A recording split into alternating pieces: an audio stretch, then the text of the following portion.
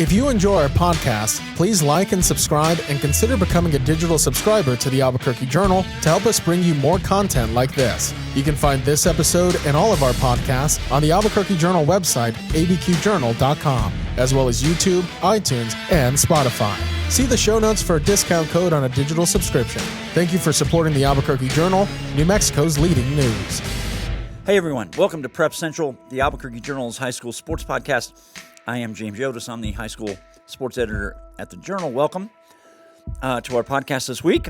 I'm flying solo this week. We've had guests every week that I've been doing the podcast this season. I'm going to be flying solo today, so I hope you can endure me for a little while. We're going to have more guests back next week when we start looking at state championship football games, but it'll just be me for today. So we're going to talk a lot of football, obviously, and we'll recap state volleyball, which finished last week. So now football has the stage to itself in terms of the fall sports. Basketball will be underway this weekend, actually, as I sit here and talk to you on Thursday. First games will be coming up Friday and Saturday at various spots around the state. So, I'm jumping right from football over these next 2 weeks into basketball, and we'll talk more about that down the road. So let's get started with football. So we're into the semifinals now of the 11-man classes, 6A, 5A, 4A, 3A, and 2A. We're actually going to work our way up. We're going to start with 2A real quick. We've got two traditional powerhouses, Texaco seeded number 1, Yodice seeded number 3, playing two sort of outsiders, Legacy Academy from here in Albuquerque at number 2, Hojo Academy, a very small charter school in Gallup, at number 4. So Hojo is playing at Texaco. Yodice will be coming up here to play Legacy Academy. That game is Saturday afternoon at Bernalillo. I love this storyline potential because Legacy and Hojo combined have only been playing 11-man football for 5 seasons. This is only the 3rd season of 11-man football for Hojo Academy. This is only the 2nd 11-man season for Legacy, which also had a couple of 8-man seasons. So you're talking about two schools that don't even have a practice field between them. Hojo Academy practices on a baseball field in Gallup. Legacy practices at a park near West Mesa High School, which is close to Legacy Academy.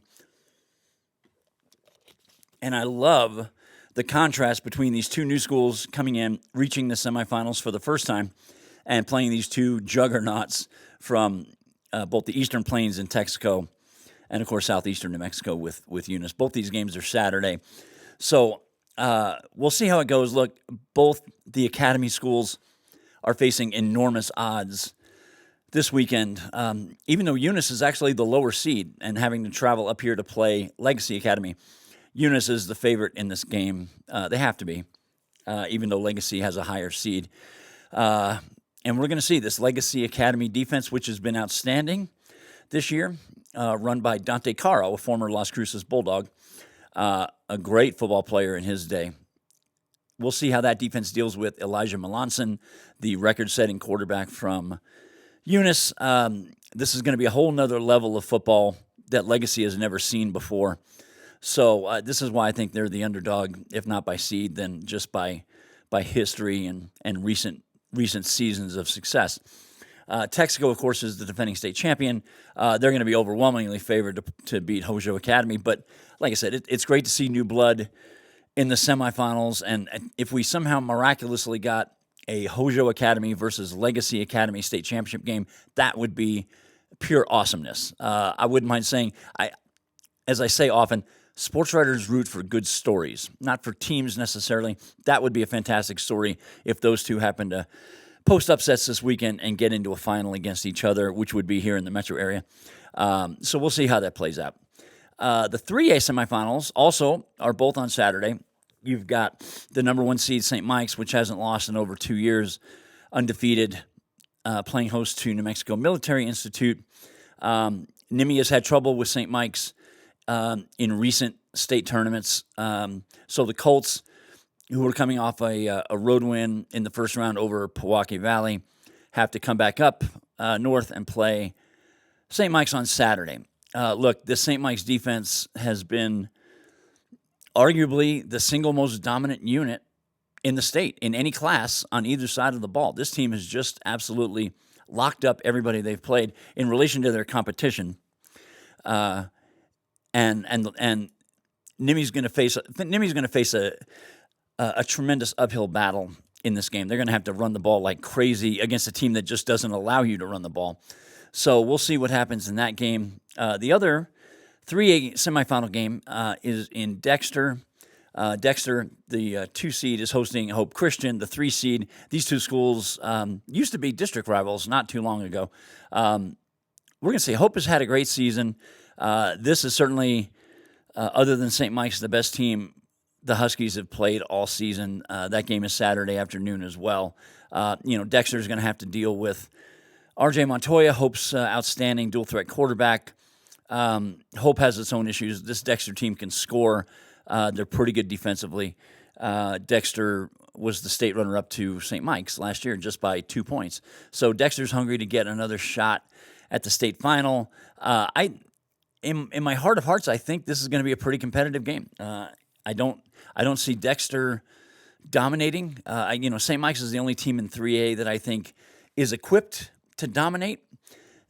So I look for Hope to keep this close for a good long time. I think there is upset potential for sure in this game. How reasonable? I don't know. I'd put it maybe one chance in 3 for Hope to go down there and beat Dexter. I think they've got a fair shot.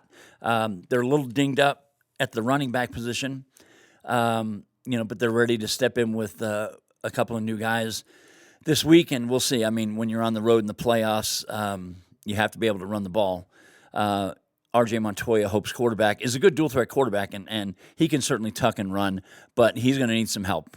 He cannot do this all by himself. Dexter is almost certainly going to be marking Montoya pretty closely on Saturday, which means the Huskies are going to have to find a way to get a couple of other guys heavily involved in the offense. It can't just be R.J. Montoya. I don't see Dexter allowing him to go off the way he has in other games, so we'll see how that plays out.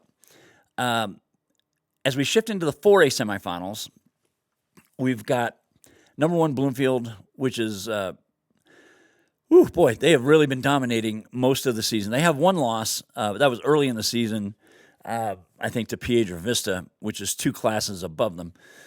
Bloomfield is going to be playing even though they're the number 1 seed, Bloomfield is going to be on the road this week at Taos, the 4 seed. Bloomfield just demolished Taos in the regular season. These two are district rivals. So now Taos hosts the next round on Saturday at 2 o'clock, I believe. Possible snow, I hear. Talking to Johnny Olguin, the Tigers head coach, could be some weather on Saturday. That would be kind of fun. Look, the Tigers, like some of these other teams I've already talked about today, like Legacy Academy, Hojo Academy, New Mexico Military Institute, Taos faces an incredible challenge trying to win this game and get into the final. Bloomfield has shown no signs of vulnerability. Truthfully, they just have not against any of the 4A opponents. They have steamrolled pretty much everybody in their path. Bloomfield's heavily favored in this game. That defense has been playing well. Their quarterback, Manuel Chavarria, has been just terrific for Bloomfield the whole season. And Bloomfield is a very balanced offense. They've got a lot of kids that can touch the ball and create plays in space. Taos doesn't have the same type of playmakers. Taos last weekend had one of the most dramatic wins of the weekend. Taos beat Albuquerque Academy 25-24. The Tigers were trailing 24-18 in the last 20 seconds, and they threw a 44-yard touchdown pass with 12 seconds to go that tied the game. The Taos receiver got behind a couple of Academy defensive backs, which you just can't allow in a game like that. They scored the touchdown, missed the extra point. Academy went offside. Taos got another chance to kick it and won the game 25-24. So that's how Taos got into the semifinals. And that was one of 2 games in the 4A quarterfinals that were decided by a single point. The other one was down in Chaparral. Chaparral, the number 3 seed, beat Moriarty 42-41 in overtime. The difference was Moriarty had an operation issue on the PAT in overtime and didn't really get a kickoff. And Chaparral scored and hit the PAT, and that was the difference. That was an incredible back-and-forth game all the way through. So the Lobos now come up here to Albuquerque, and they're going to play St. Pius, the number 2 seed, on Saturday afternoon. This is the game I'm going to be at on Saturday. Chaparral and St. Pius, number 3 against number 2. That game's 1 o'clock Saturday at Community Stadium out on the west side. St. Pius has been a machine over the last 4 or 5 weeks, ever since that loss way back to Academy, a game that I was at back in the early part of October. St. Pius has been just operating on an extremely high level since then. And that includes a 50-0 win over Chaparral in the regular season, a game that did not even make it to the second half. And those two teams were ranked 2 and 3 in the state that day. That's a result I would describe as one of the more unexpected scores of the season. You don't expect teams that are ranked 2 and 3 to be engaged in a game where one of them is winning by 7 touchdowns. So Chaparral comes back up, probably a little irritated at how things went the first time they played Pius. That game, I think, was over at Milne. And now Chaparral comes up to play a St. Pius team that over the last month has looked very much like the team I think we all expected to see this season, a team that I still expect to make to the state championship game. There's no reason to think otherwise. Bloomfield and St. Pius were the two teams that many of us that follow prep football were looking at to make it to the state championship game. St. Pius is going to be just as favored over Chaparral as Bloomfield is over Taos. So I'm looking forward to watching that. I've only seen St. Pius the one time. That was the game they lost to Academy, which is their only loss of the season. They have been just a very dominating group since then. They had no trouble beating Grants last week in the first round. 1 o'clock Saturday on the west side, Pius and Chaparral and Bloomfield, who I should have mentioned, beat up on Bernalillo pretty good in the quarterfinals last week. That's how Bernalillo got in. So those will be your 4A semifinals coming up this week, both on Saturday. As we shift to 5A, these games will also be on Saturday. You've got both of the higher seeds on the road this week. This is the way it goes sometimes. I know this drives some people just absolutely, completely up the wall. That's a discussion for another day. Number 1, Artesia is on the road playing number 4, Lovington. Artesia handled the Wildcats pretty easily in the regular season, won by over 30 points. And you have number 2, Roswell, which is traveling to number 6, Gadsden. I think that game is 2 o'clock Saturday. Roswell won the first game. It wasn't terribly one-sided. I think it was 33-15 for Roswell the first time they played. These two teams met in the semifinals last year, too, I believe, in Roswell, which is why this game is in Anthony, New Mexico, which is right on the Texas-New Mexico border. Gadsden went up to Los Alamos and handed Los Alamos its first loss last week in the quarterfinal round. Roswell took care of Belen, no trouble. Artesia rolled over Highland. And then you had Lovington, which beat Goddard in the quarterfinals last week. It's still looking like it's Artesia's to win or lose. They've beaten everybody in their path by double figures, including Roswell, including Lovington, including Gadsden. All the teams that are left in the semifinals, Artesia beat pretty handily during the regular season in their district play. Of course, does that mean anything come this weekend or next weekend? No. It just means that Artesia has earned their number 1 seed, rightfully so, and they got to go on the road and play Lovington. Which always gets me thinking. As a quick sidebar, one of the games that I always remember in this job, and people ask me this all the time, games that I remember. One of the ones that I always remember was the 1987 state championship game, which was in Lovington between Artesia and Lovington. Back when there was only 4 classes, this would have been 1987, and I was just a kid. I wasn't even 21 yet, and the game ended in a scoreless tie. If you can even imagine that. And if you're watching me and listening to me and you're thinking, how in the world does a game end in a scoreless tie? Well, there you go. That was the last one that the state has ever had, the last one the state will ever have. And it was that game, I'm almost positive it was that game that got the New Mexico Activities Association to change their overtime rules for the championship games and force them to play overtime to have a winner and a loser. It was a very strange game. It was a huge crowd. I believe Lovington had a kid that fumbled at the 1-yard line in this game in the fourth quarter. I might be remembering that wrong, but I think I'm right about that. Fumbled inside the 1, I think. In the fourth quarter, that would have been the only score of the game. So it was very strange. Both teams get blue trophies, but a scoreless tie between two great rivals like that one. It was a very strange, I still remember this, it was a very strange story to have to write that day. A scoreless tie in football. People can't even wrap their brains around it, let alone a game that ends 0-0 after 4 quarters. That just doesn't happen anymore. So Artesia going into Lovington this week, they'll be heavily favored. And Roswell, not as much of a favorite, but certainly favored. Gadsden back in the semis for the second straight year. I just love what Coach Dino Fascio continues to do with that Gadsden program. And they are the lowest seed remaining in all the classifications. They're a 6 seed. There's nobody lower than them that's left in any 11-man bracket. So those are your 5A semifinals. So that brings us to the 6A bracket. One game on Friday night, Las Cruces, number 1, on the road, is going to play La Cueva, number 5. That's 7 o'clock Friday night at Wilson Stadium. I'll be out there for that game. The other 6A semifinal is Saturday at Cleveland.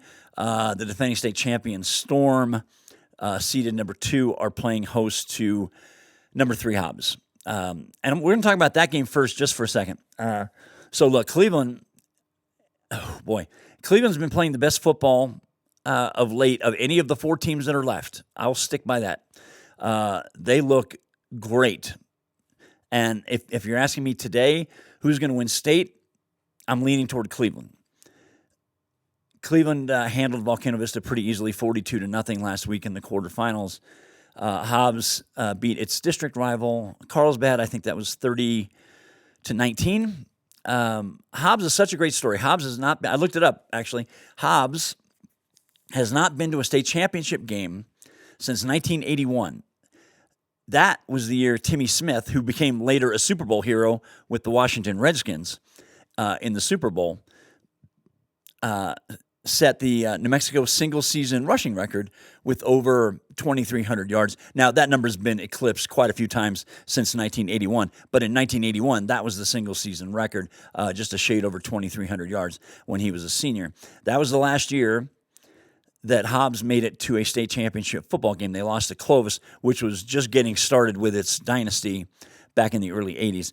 Hobbs has not been to the semifinals since 1982. I looked that one up today as well to confirm that. I thought it was 81.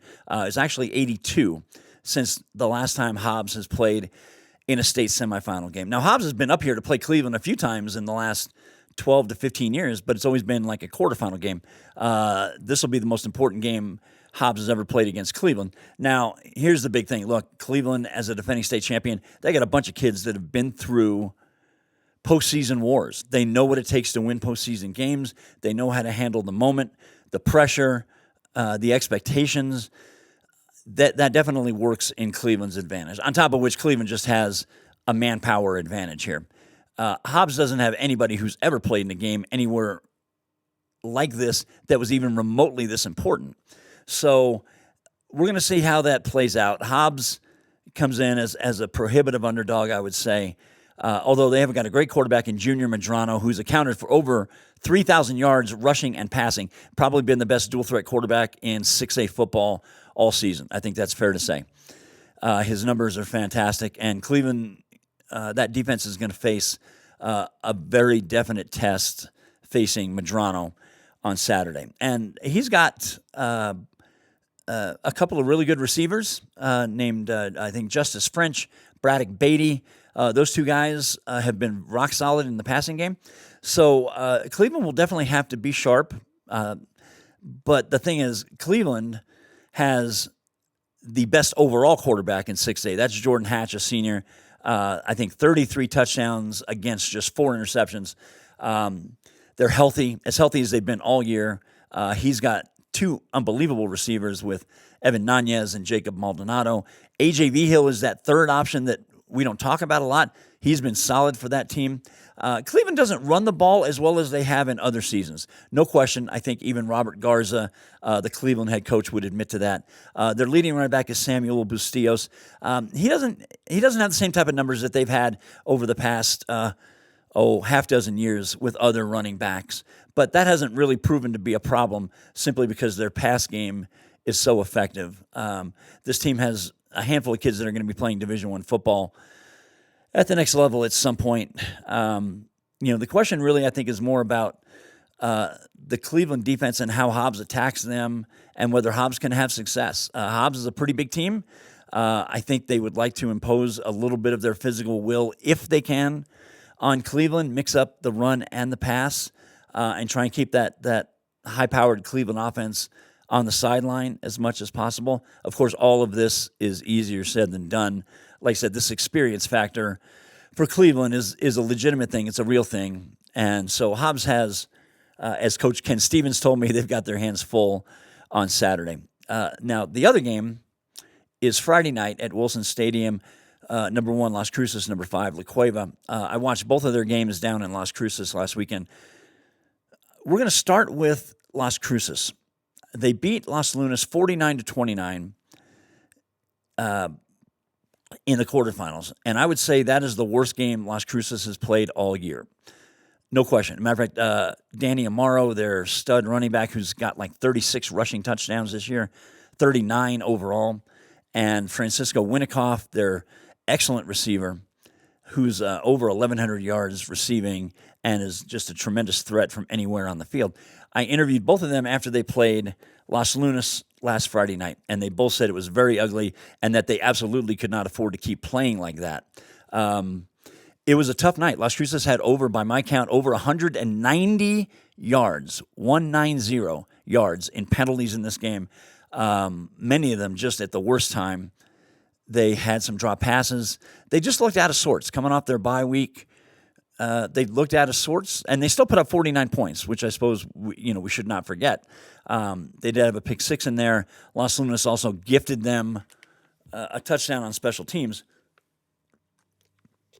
on a kickoff that a Los Lunas kick returner let go, believing that it was going to roll into the end zone for a touchback, and instead the ball just died at the 1-yard line, and Las Cruces pounced on it and scored on the next play. In fact, Las Cruces scored 2 touchdowns within 8 seconds to start the fourth quarter, and somewhere in there too, Los Lunas had about a 90-yard pick 6 taken off the board because of what I would deem a very questionable roughing the passer call, and that led a few minutes later to a Las Cruces touchdown. So Los Lunas did plenty to win this game. They really did. And Las Cruces won by 20. It was not a 20-point game, I'm telling you. This was more of a one-score game that just finished as a 20-point game. So Las Cruces has got to clean things up. I think they will.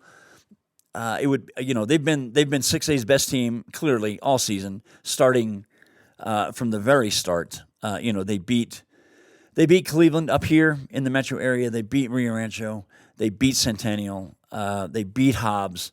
So they've beaten, 4 of the other top 5 seeds. Now they play the other one that they haven't played before, which is La Cueva.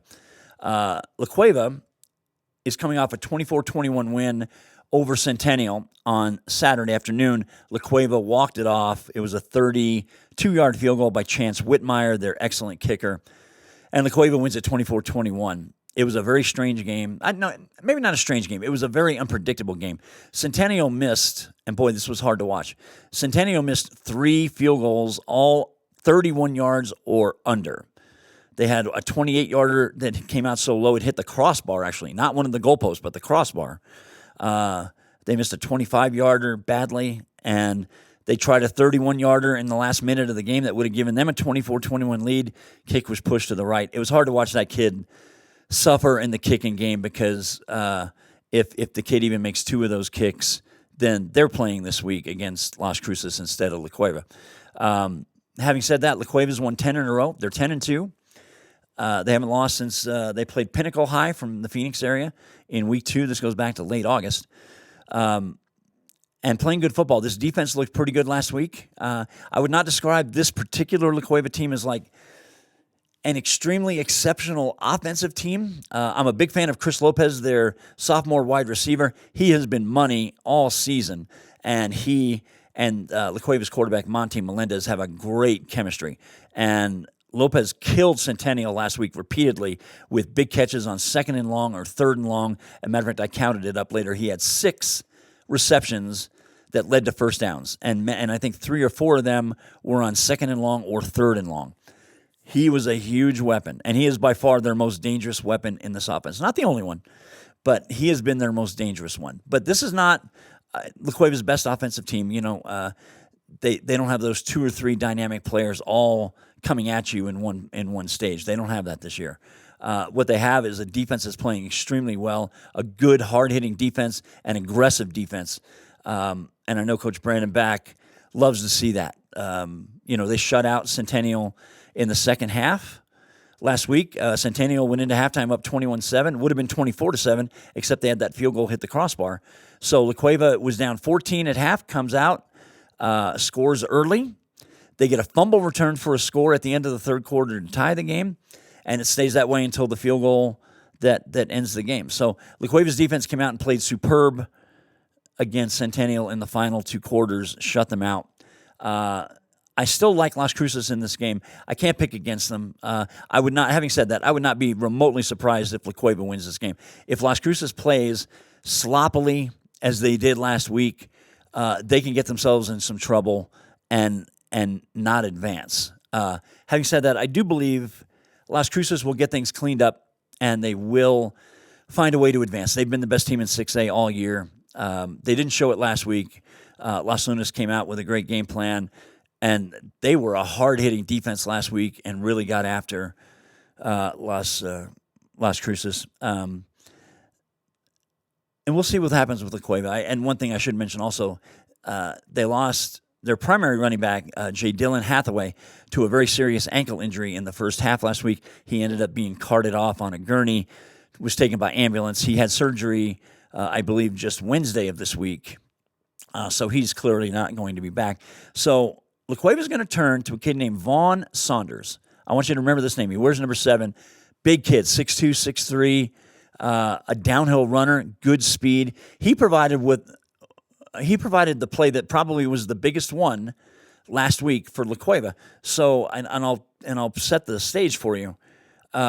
We were under a minute to go after Centennial missed that field goal. La Cueva had the ball at the 20-yard line, incomplete pass. They had 3rd and 10 from the 20. There were maybe 40 seconds left, and La Cueva ran the ball. They handed the ball off to Vaughn Saunders, number 7, and the indication to me, and what I learned later was absolutely correct, really just to run clock. The whole idea, both coaches were already thinking about overtime. And then Vaughn Saunders breaks free of a couple of early tackles and goes 40 yards on this play. So La Cueva goes from its own 20 to the Centennial 40 with like half a minute left. And now La Cueva, with still one timeout, had time to open up the playbook and move down the field 15 or 20 yards and set themselves up for a possible game-winning attempt. And that's exactly what they did. They hit Chris Lopez on a big play. Centennial got called for a face mask on that same catch. They got all the way down to the 14-yard line. And there you go. With 2 seconds left, they send out the field goal unit and win the game. So Vaughn Saunders, that run, that 40-yard run, that completely unexpected 40-yard run, Centennial coach Aaron Ocampo even told me he was already thinking about the plays he was going to call in overtime. And Brandon Back clearly told me after the game, we're just looking to run clock. I never expected it to be that big of a play. That's what he told me, verbatim. So that game should have gone to overtime. Didn't, because Centennial maybe just got lax for a minute and lost track of this kid who makes the biggest play of his life and the biggest play of La Cueva's season, no question about it, and gets them into position to kick a field goal. So La Cueva's going to have a different look in the backfield. I'm not quite sure how it's going to pan out and how they're going to use this kid. I think they've been working on that this week, obviously, and I don't think even Las Cruces could even have a great guess as to how the ground game is going to look for La Cueva on Friday night. So that's going to be one of those interesting aspects of the story. So there you have it. Those are the 5 11-man brackets. I should mention also the 8-man final is also Friday night. number 1 Fort Sumner House, the co-op, playing number 2 Melrose. That game is in Fort Sumner Friday night at 7. That's the only other game on Friday night besides La Cueva Las Cruces. The other 9 are all Saturday. And then we'll have all the championship games in the 11-man brackets next week. So that's going to kind of wrap things up. Before I go, though, however, want to make a quick recap of state volleyball. Las Cruces High beat La Cueva in 4 sets. That is the 3rd straight title for Las Cruces. The state tournament finished last Saturday in Rio Rancho. St. Pius won its 3rd in a row. They defeated Academy in the final. Cobre ended St. Mike's long run in 3A. And the Indians won the 3A title. Legacy Academy won its first state title in the 2A division. And Comado won state for the 2nd straight year in Class 1A. And it had been I think over 40 years between state titles when they won it last year. So good for Comado. So, as I said, we're left with football now this week and next week. Go out and watch the fun. We've got 3 local games on Saturday at Bernalillo with Legacy Academy, at Community Stadium with St. Pius, and at Cleveland, which is playing Hobbs. And, of course, we've got the La Cueva Las Cruces game on Friday night. So enjoy the football, and we will preview Championship Saturday next week. Have a great week, everybody. Take care, and we'll see you soon.